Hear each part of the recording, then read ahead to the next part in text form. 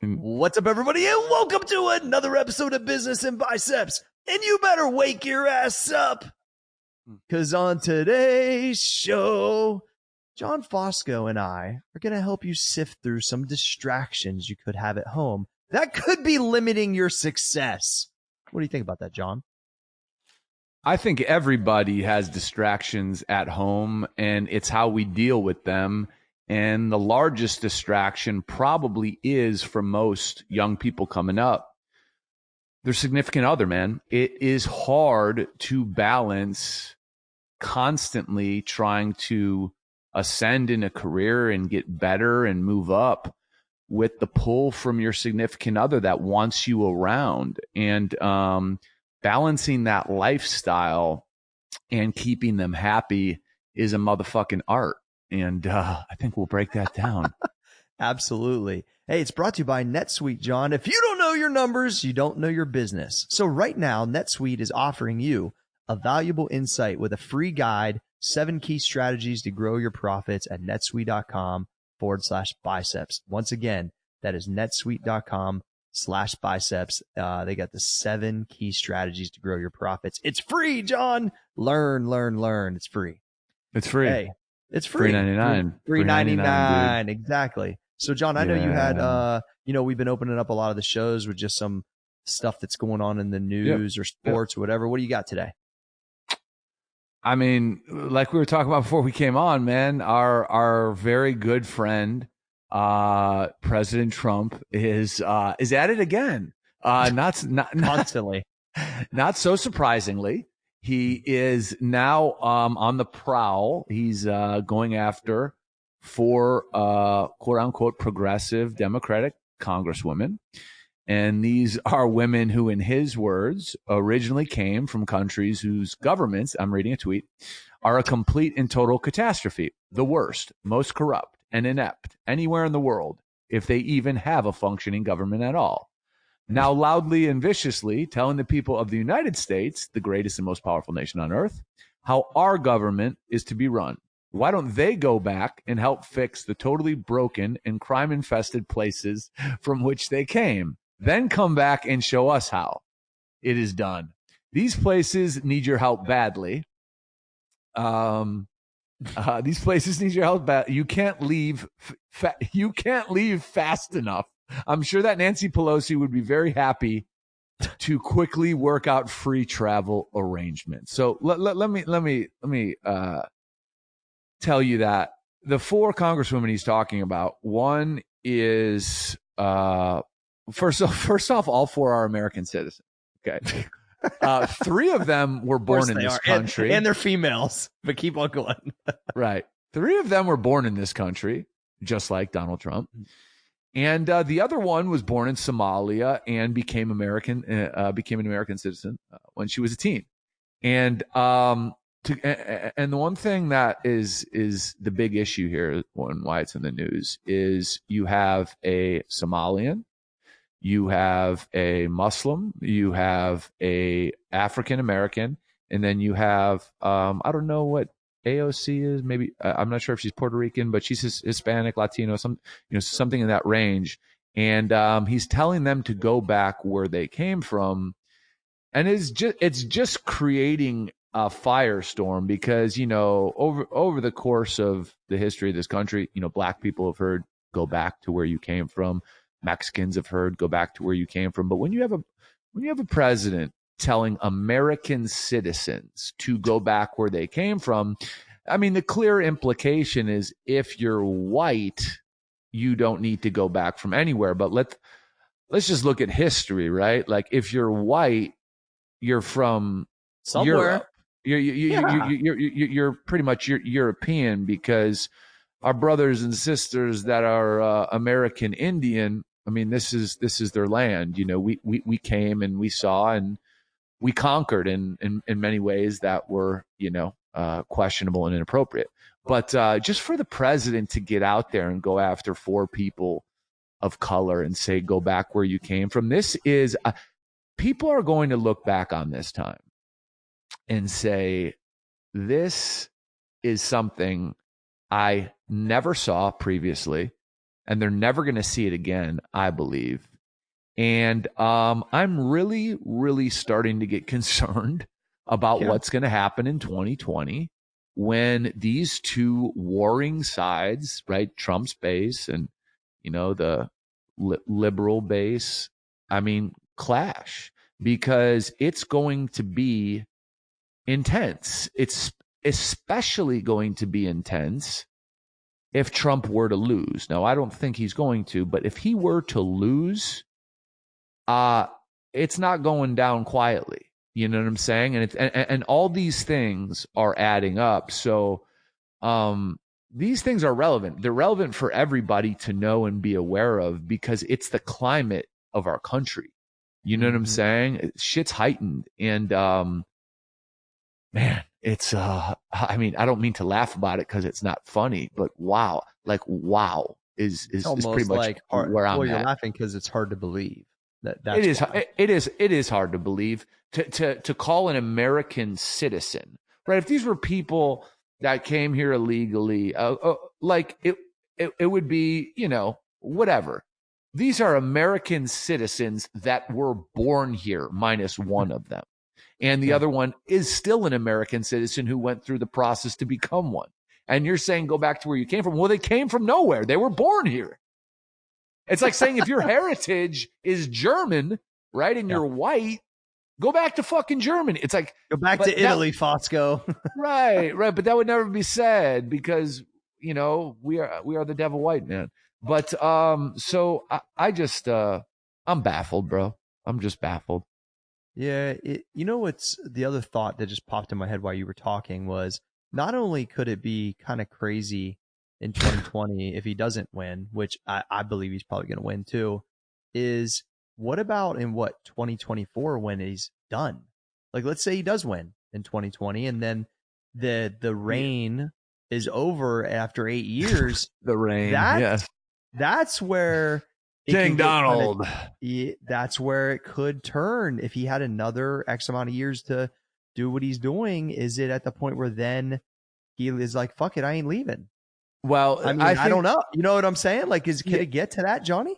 Donald is a master of pushing buttons. He loves to push buttons, and he knows that this is a liberal fear that Donald Trump, if he were to get an 8-year term, a second 4-year term, that he wouldn't leave after it. And the fact that gets talked about so much, he loves that. He loves that. And he's a master. Puts him in the same breath as like a tyrant, which is what he wants. Well, he may want that, but he also just loves to use the media against itself. So he probably thinks that like this is hilarious that they're thinking I'm going to go out like a tyrant. So guess what? I'm going to give them what they want. I'm going to make Twitter videos teasing it. Like he's a master of getting airtime. Airtime is worth so much money. He is a master of being on the news on every channel at all times. And it's because he knows how to push everyone's buttons. So if that's a liberal fear, he's going to stoke the fires just because that gives him more coverage, bro. Because he likes to see himself on TV and in the papers. And he knows the value. He knows the value of it. I mean, the man was elected president to everyone's, everyone was shocked. And you say, how? And it's because the dude equals ratings, like him or not. He equals ratings.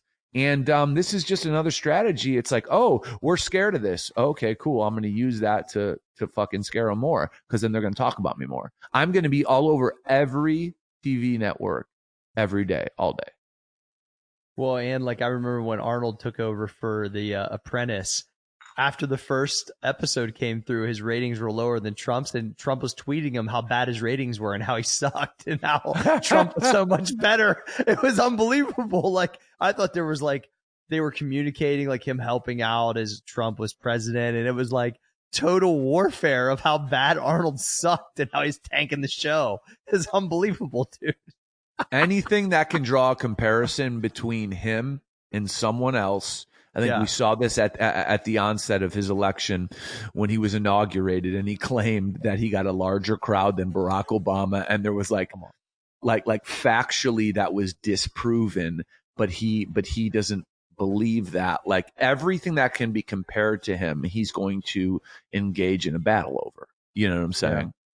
Yeah. Unbelievable. So, all right. Well, Welcome to America, 2019. As it stands, that's a great distraction of what's happening in all different ways. But one of the things we wanted to talk about for our main topic today was, look, a lot of people have aspirations to, further their business and their family and just the style of life that they want to live. You got one shot at it sometimes, but at your house or at your home or your people that are significant other, girlfriend, whatever, boyfriend, they're just not on board all the way because they don't have the same vision or they don't understand it all the way. And there's a lot of questions that we get about, balancing and handling distractions at the homestead. And if you cannot get this right, it will absolutely limit you in this kind of mission to change, your situation. And so I think it's a relevant topic that everybody can identify with.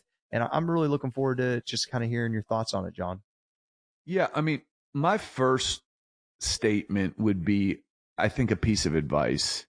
And that is that if you are thinking about a work decision, a business decision, a financial decision, to bounce it off your girlfriend or your wife or your husband.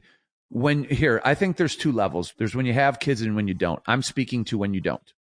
To bounce it off them and take what they say and put a high value on it makes you a fucking moron. It makes you so stupid because they don't know your business.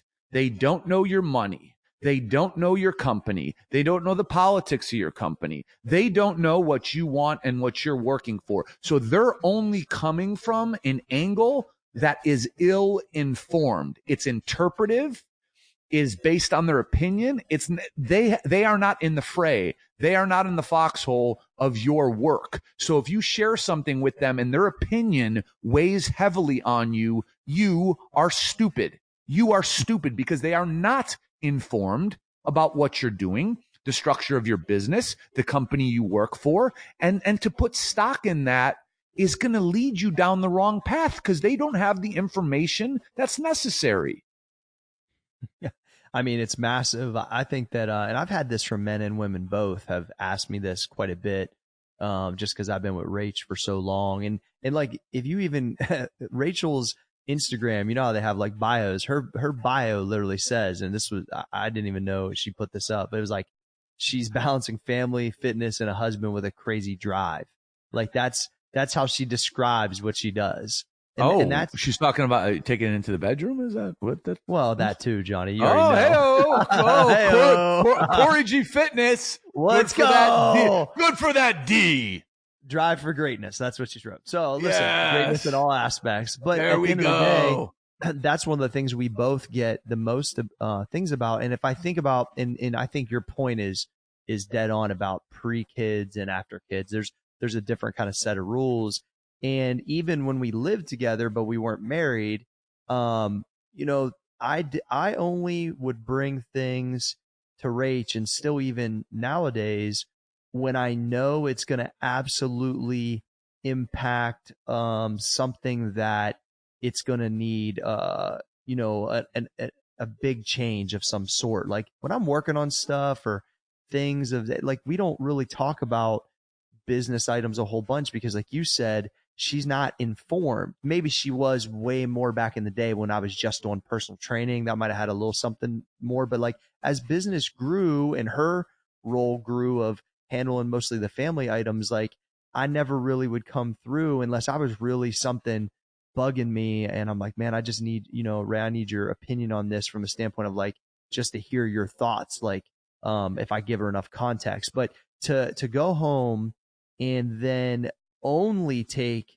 a somewhat person who's uninformed's opinion and then apply it instantly if you have business partners or a business bad. Or it's bad, honestly. Now Rachel has had some amazing feedback and things I hadn't thought about, and she knows me better than anybody, and so she understands. She's been with me the entire process, and so I got to tell you, like that's is extremely refreshing because she was her and her friends in college were some of the people I did personal training on first. Like they helped me open the first facility. So like there was most a lot of these dudes things. ain't got a Rachel, you know what I'm saying? Exactly. And that's what this out, you know. And that's what I'm saying is, so I got lucky to some degree, but most people, and this is where I'm going to take us, sorry, is like the things that I hear is the griping, the complaining, the non-understanding. And I know what I had was the opposite of that and I think that's why I've been able to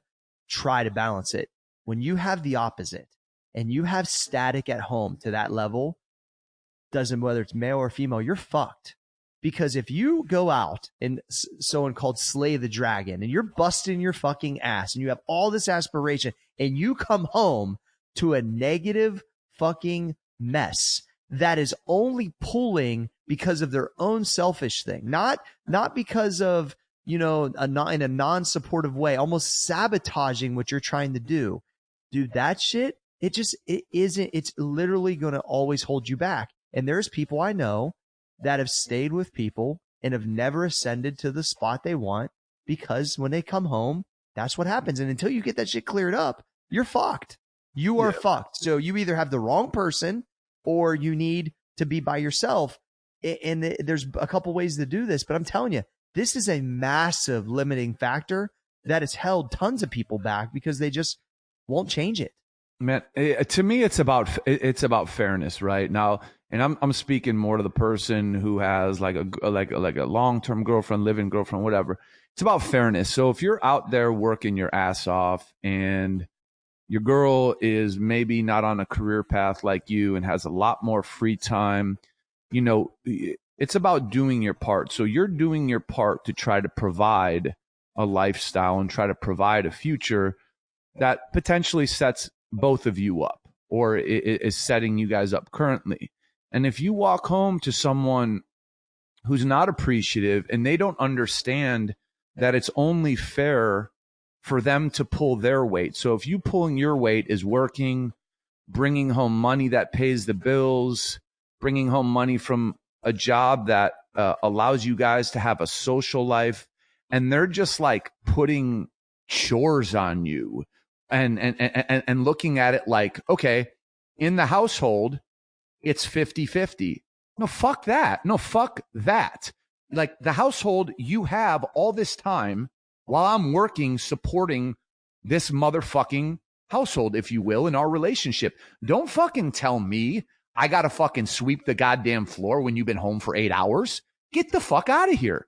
You're fucking out of your mind. Call me a misogynist. Call me whatever the fuck you want. That is not fucking fair. I am working hard. I'm waking up early. I'm going to bed late to try to provide for this thing we have.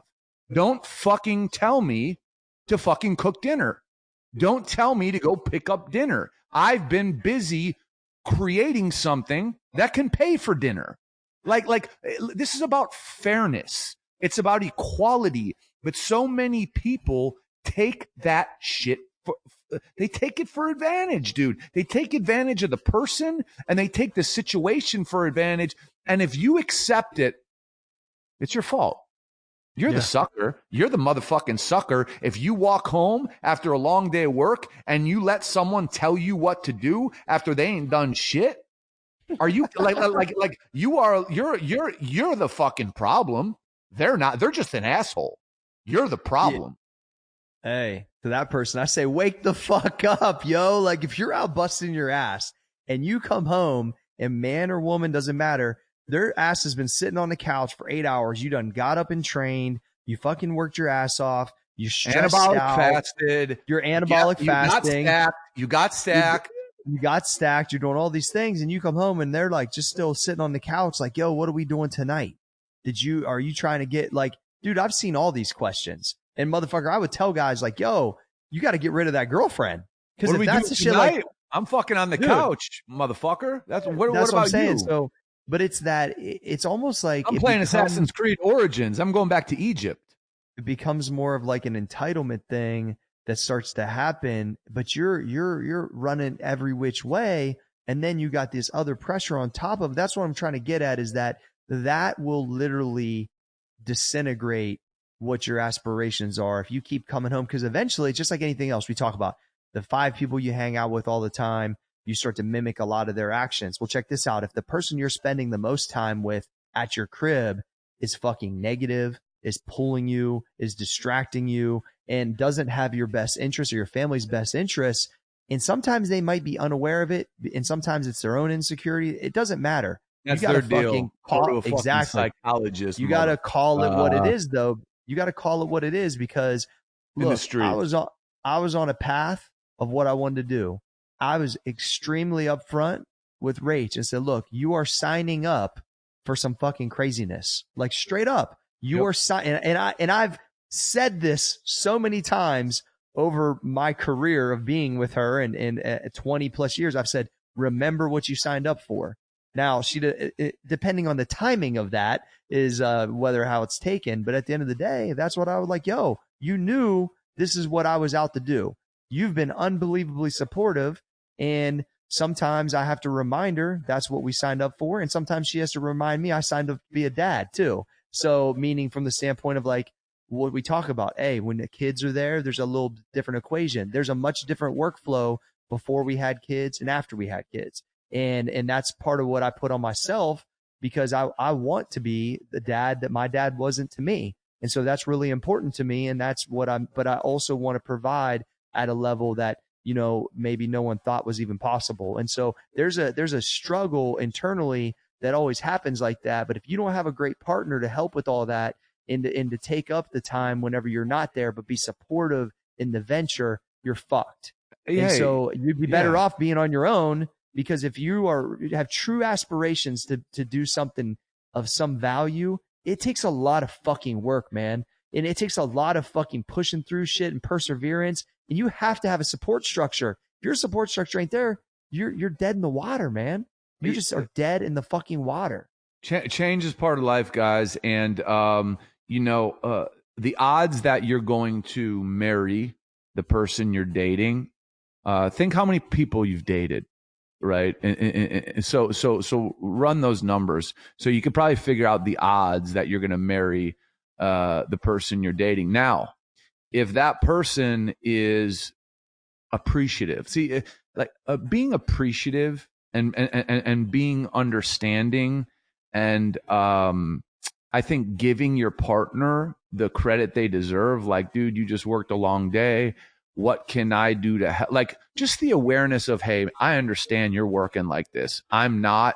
And it's not like they owe you anything, but it's just having the awareness and the understanding that, like, how can I help you feel better? How can I help you come home and be more comfortable? Because we are in this together, because your actions are saying we are in this together when you're out working, trying to provide. So it's like, listen, there's good ones too, but for you guys out there that have someone who just takes and they just expect, because a lot of people, you know, you give an inch, they take a fucking mile, and they expect what they've been getting. And it's like, no, man, that's not the deal. And you guys cannot be afraid to challenge the status quo. Even if it's been like that for 2 years, you got to say, hey, man, I'm fucking putting in 60 a week. I'm putting in 60 a week. And you're fucking telling me to vacuum? Come on, man. Like, you're telling me to fucking vacuum? Why, like, for real, why can't you fucking vacuum? You're putting in 10 a week. Like this is fucking fairness. And people, they just don't, back to our confrontation episode, they don't want to rock the boat.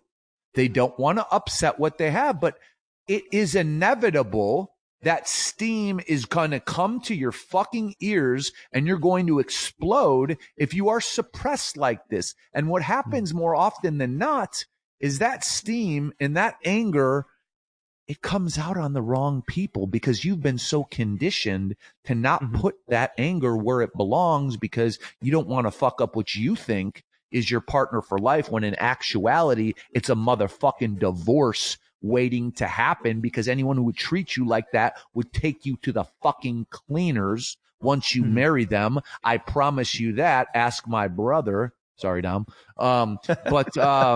it's just fucking part of life, man. Like, people need to respectfully stand up for themselves in every way. Well, I think back to other episodes we had, John, is communication. I think maybe a lot of people maybe aren't communicating what they're really aspiring to do or be, and also communicate what that's going to take. You know what I'm saying? Like, I think that what I tried to do, and I did, is try to like showcase in the beginning of ventures what I thought or anticipated. Now, a lot of times you can only be so anticipatory, John, but hopefully I use it in the right context. But at the end of the day, it's like you can only foresee like what you think's going to happen, but you don't know what's really good. Like, when I remember starting MP, like what I thought was going to happen and what actually happened from the time involved and what it took, two greatly different things. But I had to make sure that my person I was with, which was Rachel, was on board for that type of aspiration that, hey, if we make this work, that this could level up everything I've ever tried to do. And then if we make the next thing work, then that takes us another. And like, you know, it just, I think the communication is key, and you'll know real fucking quick if the person ain't down for what you're trying to do. Like, yo, we're probably not going to be able to go out on Fridays for like the next 2 years because I'm building this business. You cool with that? And some but even if you're not building guys, business, right? Like, even if you're just coming home from work, even if you're just coming home from your job, and here, if I'm coming home from fucking work, or I know a lot of you guys listening, a lot of you gals listening, you guys work a lot. If somebody tells me to do a motherfucking chore when my work is done, I got 2 words. Fuck you. That's it. Fuck you. Leave me the fuck alone. Like, I would be happy to sit down and talk to you and have a meal together, but do not put work on me after I fucking worked all motherfucking day to support what we have. So like, there's a good indicator for you guys. If you're walking in after a long day of fucking work to someone who gives you a fucking chore, that's a pretty good fucking indicator that you need to tell them to shut the fuck up, because that is ridiculous. It's ridiculous. If you fucking told me to fucking dust my fucking shelf when I got home from work, I'd say you better fucking run. Like, literally, you better run, because this fucking brain, it's running on empty, dude. And all I need right now is relaxation and support, and I'm willing to give that to you as well. But don't be putting shit on my fucking plate, man. I've had shit on my plate all fucking day. And if you care about me, you're going to support me. And I'm going to support you. It goes both ways. But don't put shit on my plate when I walk in, man. Don't do that. That's bad. John, do you think, this just popped in my head, that kind of scenario right there is probably the thing you're the most, I guess, nervous about getting into a like serious relationship? No, I ain't nervous about it. It's just I know myself, and I know what I put out every day. And what I put out every day is whatever. This may sound cocky. It's borderline inhuman. I don't know a lot of people who put out what I put out every day. And because I do that, when I'm done, I'm fucking done. And it's not even like I'm choosing to be done. It's like I am so mentally and emotionally, and I'm spent. I got nothing, man. So all I need and all I can handle is support at that time. Don't be putting fucking tasks on me. That is absolutely insane, because in any setup that I'm in, I'm going to be out there working. I'm going to be out there providing not a nice life for anybody who's next to me. That's a fucking fact. So that is something that anyone who's out there working hard, and a lot of people who are listening can relate. Dude, that's too much. That whoever is doing that to you, it doesn't understand the sacrifice you're making, and they're not respectful of it, because that's out of line. Period. It's fucking out of line. Yeah. I think not only that is the other thing that is crazy out of line is there's so much, John, self-sabotage, I think, by significant others that are, you know, either super insecure about their own stuff or don't really want it to succeed. Like, they might not tell you that, but they do little things. Oh, yeah. Like, I think there's a ton of that goes on that people maybe don't observe, or they don't want to see it.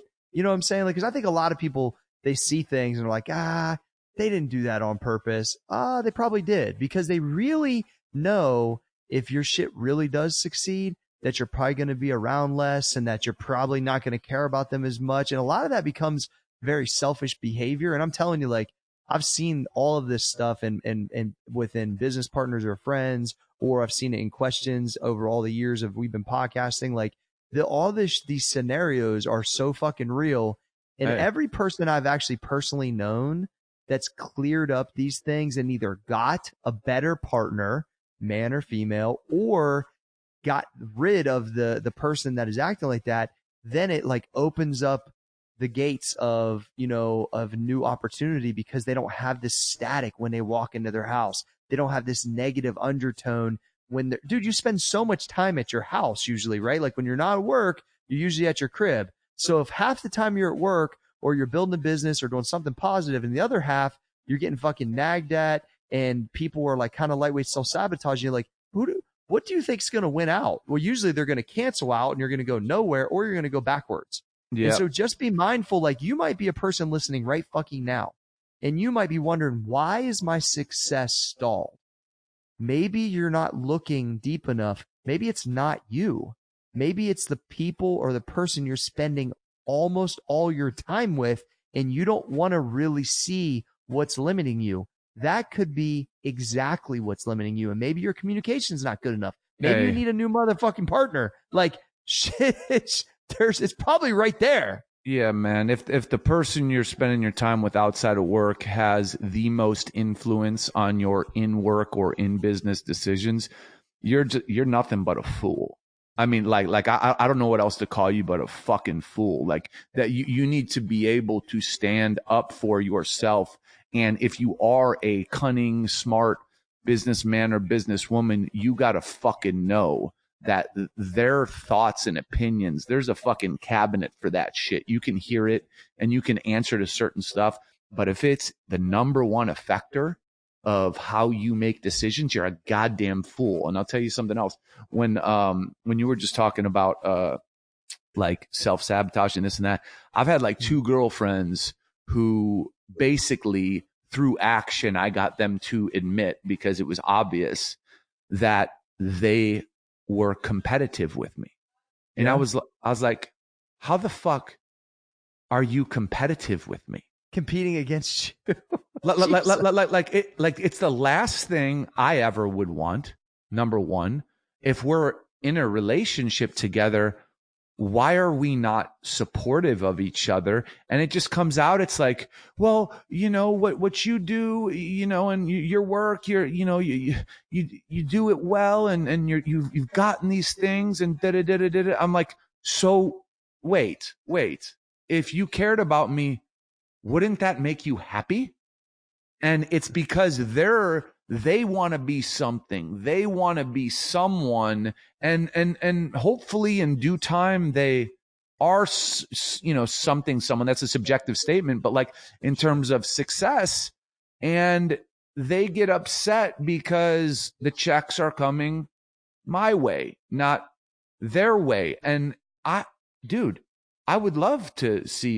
love seeing other successful people, but I have had fucking girlfriends who were jealous of my success, and it is the most bizarre dynamic in the world. But dude, it's a real thing, because they see something, and for example, when you operate like me, and you're not college educated, and you're not suit and tie, motherfuckers get confused. They get confused.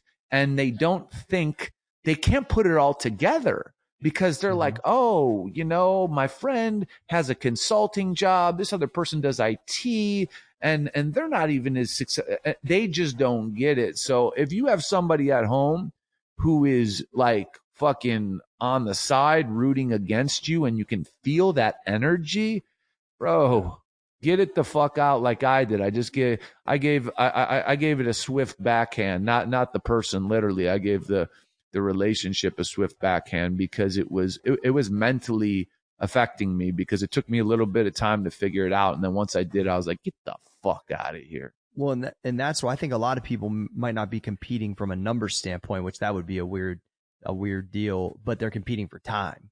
And so what happens is you might have, let's say, look, there's a lot of people that have reached out to me. They've been married for 8-10 years.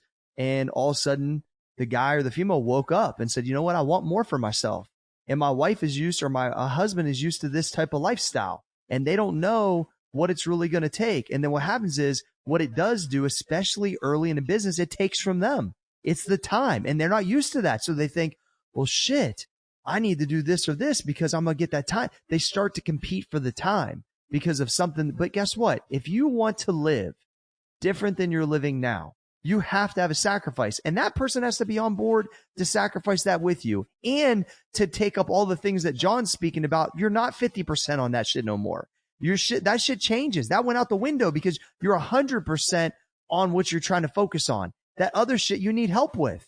And that's just part of, you need to work on, listen, if your shit's fucked up at home, when it comes to you need to have a sit down and say, look, this is what I'm after. This is what I want. And this is what I'm going to need from you. And look, you can voice what you need. Yeah. And you can voice what you think you need back from me. But at the end of the day, like, it has to be out on the table. I think a lot of you guys are just, the confrontation shit's right, Johnny. I think you're just not talking about it.